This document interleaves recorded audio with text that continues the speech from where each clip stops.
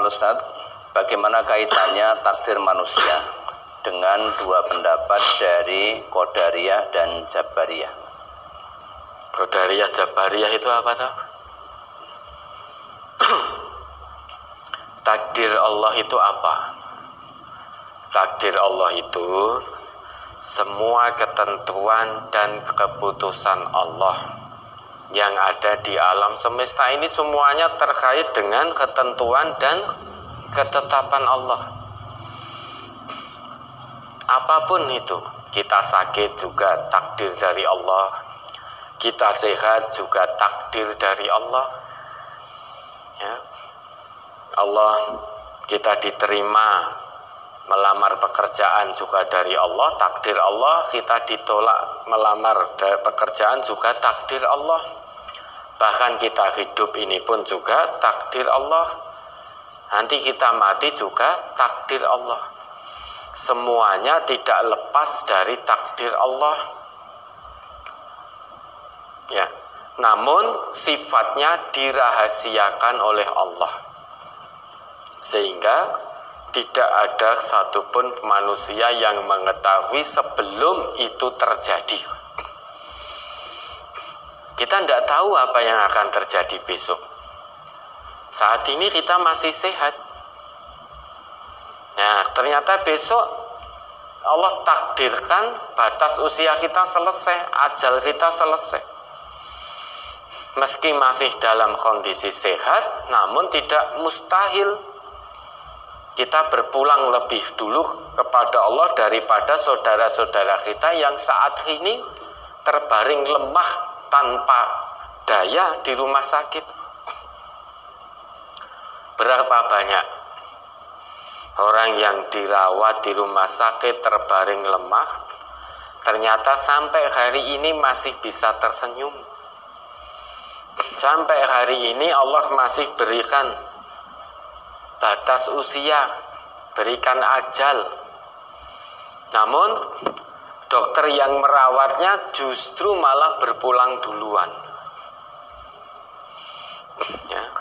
Konsep mati dalam Al-Quran, dalam Islam, ya, tidak harus sakit dulu, tidak. Tidak harus nunggu tua dulu, tidak. Sehat, mati itu juga sangat mungkin, itu juga takdir Allah. Dokter yang merawat pasien berpenyakit berat di rumah sakit, dokternya saat merawat masih sehat, bugar hari ini. Nggak taunya besok ternyata dokternya kecelakaan di jalan. Padahal pasien yang dirawat masih bisa tersenyum sampai hari ini. Dokter kecelakaan ini tadi sampai meninggal, apakah bukan takdir Allah? Ya, takdir Allah. Pasien berat yang masih hidup, apakah bukan takdir Allah? Juga takdir Allah. Semuanya mutlak ada sangkut pautnya, campur tangan dari Allah. Nah, makanya sifat takdir ini dirahasiakan oleh Allah. Tidak ada satupun manusia yang tahu. Kalau manusia mengetahui takdirnya, nah, ini saya tidak semangat menjalani hidup ini. Tidak mau melakukan apapun kita. Ya, misalkan saat ini jam 9:41. Coba seandainya saya tahu bahwa nanti jam 9:42 takdir saya meninggal. Kira-kira saya masih mau nggak duduk di sini ngomong? Nggak mau saya. Ini Ustadz saatnya kajian akad pagi, sudahlah, yang isi yang lain saja. Saya pilih di masjid zikrullah terus. Ya kenapa Ustadz? Ya saya nanti jam 9:42 meninggal kok. Biar diisi yang lain saja. Tuh Ustadz Ghazali besok kok meninggalnya. Besok ba'da subuh biar Ustadz Ghazali yang ngisi. Nah, Ustadz Ghazali juga nggak kerso. Wah jangan, saya besok ba'da subuh meninggal. Meninggal saya ba'da subuh. jam 5:30 pagi. Ya sudah, diisi Ustadz Sunarjo saja. Nah, Ustadz Sunarjo itu lusa meninggalnya jam 8 pagi. Kalau Ustadz Sunarjo persa juga gak kerso. Wah, ini saya tinggal 2 hari, mau saya manfaatkan zikrullah. Nah, itu anak istri butuh makan. Ini panjenengan ndak bekerja. Wis kono. Kowe golek omangan dhewe kono ya. Kowe matimu jek suwe soalé. Masih 2 tahun lagi. Anak-anak kita masih 10 tahun lagi wis kon golek pangan dhewe. Suruh cari makan sendiri. Karena ini loh, takdir saya ini 3 hari lagi saya mati. Jam sekian. Mosok 3 hari lagi saya mati kok jek mbok kon golek ke kowe pangan. Wis kono golek pangan dhewe. Dan niscaya kita akan begitu kalau seandainya takdir kita ditampakkan oleh Allah. Fulan, nanti takdirmu, istrimu itu rapate ayu loh. Nah, maka tidak akan nikah dia. Tidak akan nikah. Kalau seandainya ditampakkan bahwa menurutnya nanti istrinya tidak begitu cantik, suaminya tidak begitu ganteng, suaminya tidak begitu kaya, maka tidak mau menikah. Wis luwih apik tabatul wae kan, luwih apik saya menjumblu saja, membujang. Fulan, nanti kamu nikah, kamu meninggal loh. Nah, ini saya tidak akan nikah itu karena begitu nikah meninggal, tahu dia. Makanya sifat dari takdir itu dirahasiakan. Tujuannya apa? Biar manusia semangat untuk meraihnya. Misalkan takdir kematian seseorang dirahasiakan.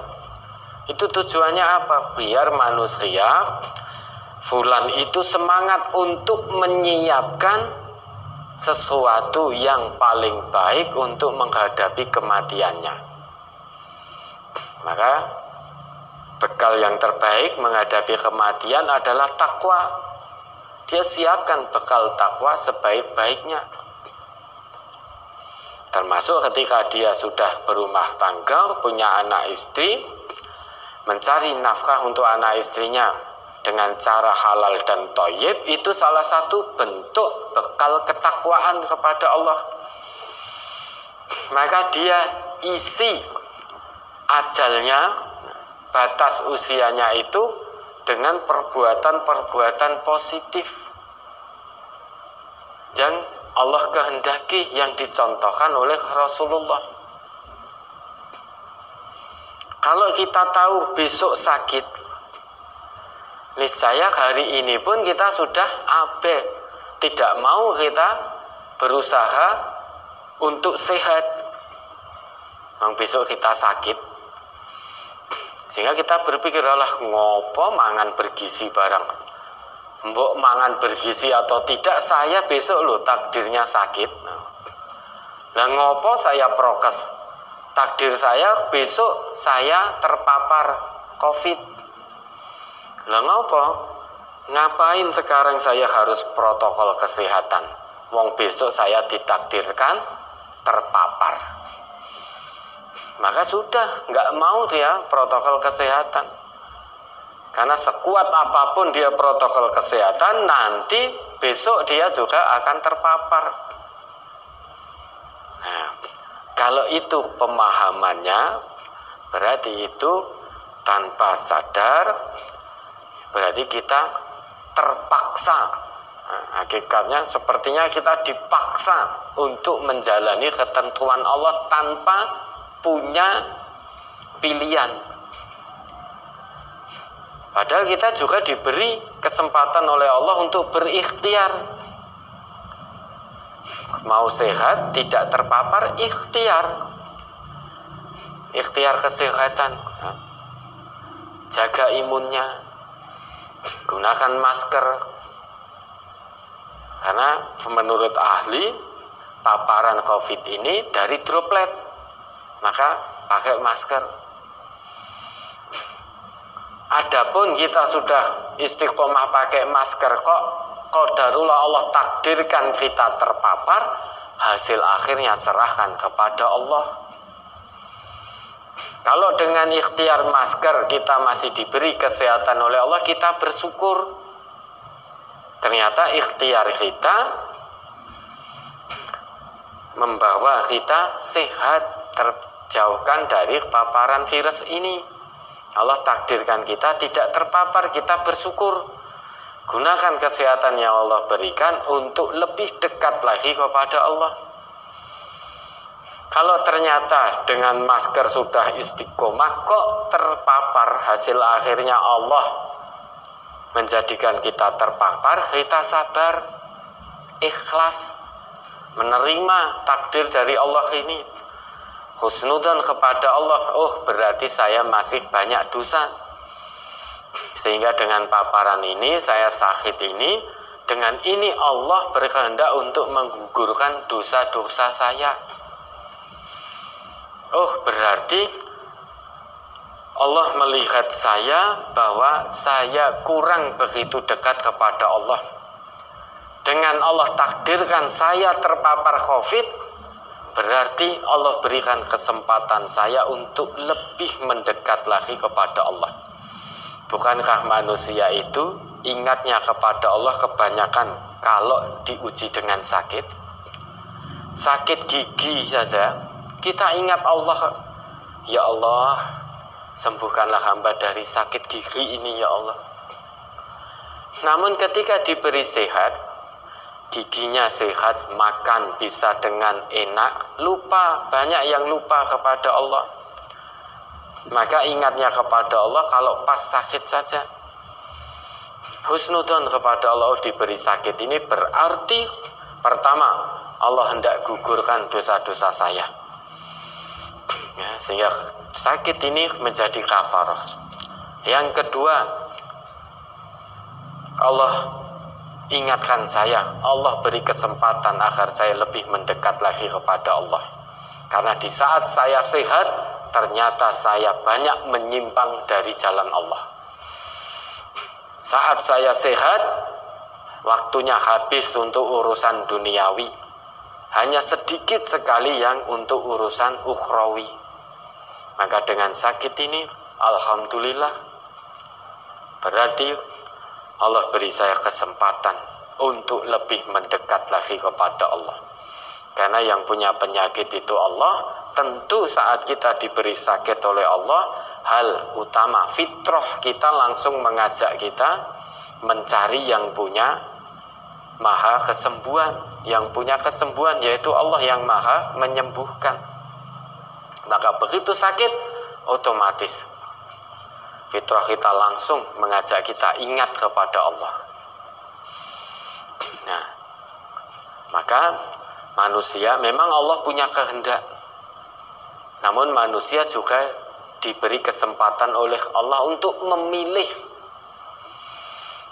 dari perbuatannya untuk melakukan ikhtiar. Ikhtiar baik, insya Allah hasilnya juga baik. Kalau dia memilih perbuatannya buruk, ya hasilnya buruk. Allah sudah jelaskan, ini loh dua jalan, ini jalan kebaikan, konsekuensinya ganjarannya ini. Ini jalan keburukan, ganjarannya ini. Silakan kamu manusia milih yang mana. Nah kalau paham, kita dipaksa, wis pokoknya apa elek, manusia itu tidak punya kekuatan apapun untuk memilih. Itu semuanya sudah mutlak. Mutlak keputusan Allah, mutlak kekuasaan Allah. Sehingga manusia ini hanya wayang saja. Sedangkan ya, manusia ini hanya wayang dalam pentas semesta. Sedangkan yang menggerakkan, kalau dalam perwayangan yang menggerakkan wayangnya dalang. Nah kalau dalam konteks kita manusia, kalau diyakini hanya sebatas wayang, tidak punya kesempatan untuk memilih, nah maka yang menggerakkan kita Allah. Kalau pemahaman seperti itu, maka berarti kita dipaksa terpaksa untuk menjalani takdir Allah, sehingga usaha kita sia-sia. Mau usaha baik, mau sholat rajin, puasa rajin, alah takdirnya ning neraka.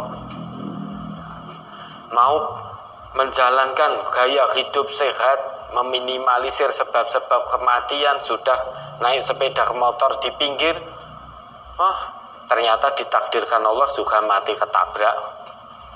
Sehingga percuma saya naik sepeda motor di pinggir itu percuma, uang ditakdirkan juga nanti mati tertabrak. Kalau itu yang kita pahami, maka itulah pemahaman takdir dari aliran Jabariyah.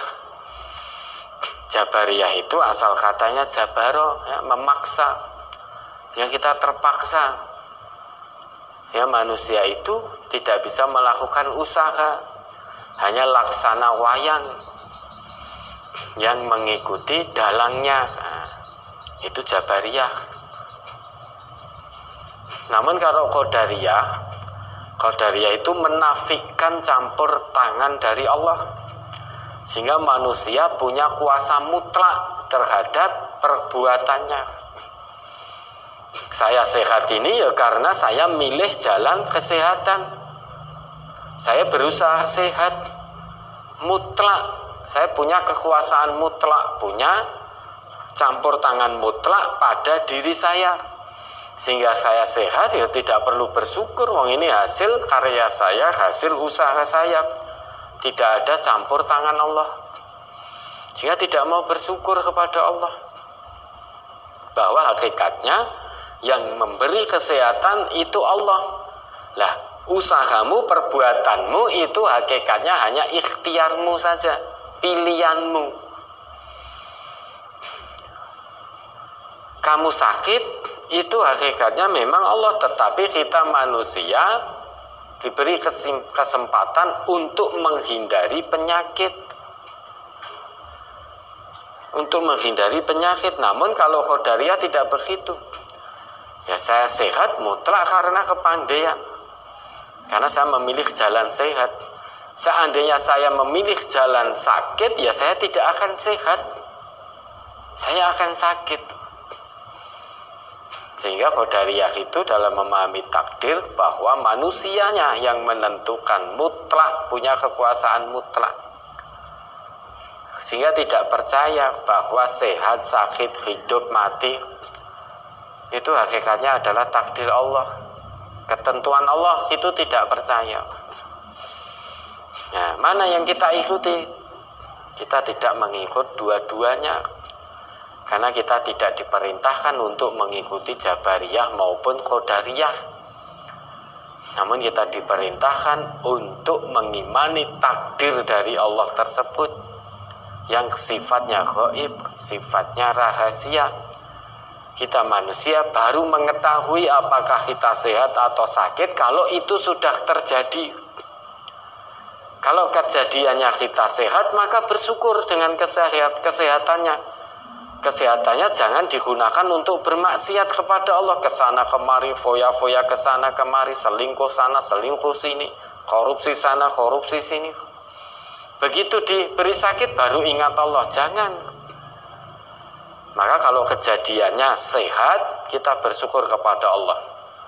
Kalau kejadiannya sakit, sekalipun kita sudah ikhtiar semaksimalnya, sabar. Sudah, itu yang kita ikuti. Ya, ada lagi.